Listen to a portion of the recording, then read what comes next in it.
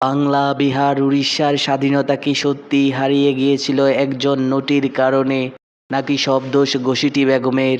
ইতিহাস যাকে বিশ্বাসঘাতক বলে, সেই মীর জাফরের হৃদয়ে ছিল এক নটির জন্য অদম্য প্রেম।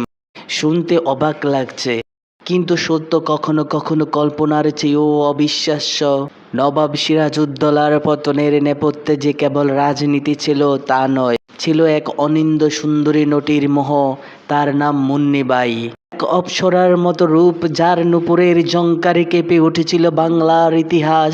আর সেই মোহে বন্দী হয়ে পড়েছিলেন এক বৃদ্ধ সেনাপতি, যিনি পরে হলেন বাংলার নবাব। মীর জাফর ছিলেন নবাব আলীবর্দী খাঁর প্রধান সেনাপতি। তার ঘরে ছিলেন নবাবের বোন শাহ খানম সাহিবা, কিন্তু তার হৃদয় বন্দী হয়েছিল মুন্নিবাইয়ের প্রেমে।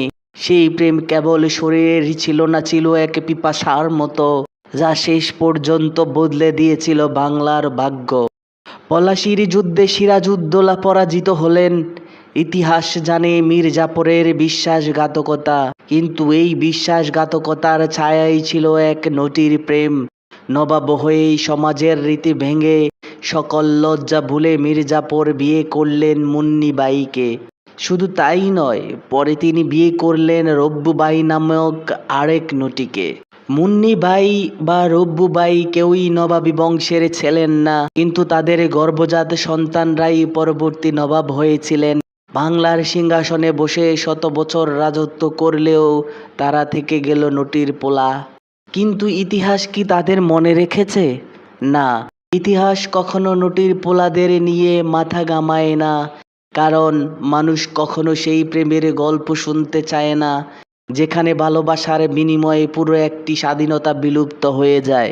এটি কি ছিল ভালোবাসা, নাকি ধ্বংসের এক নীরব পদধ্বনি?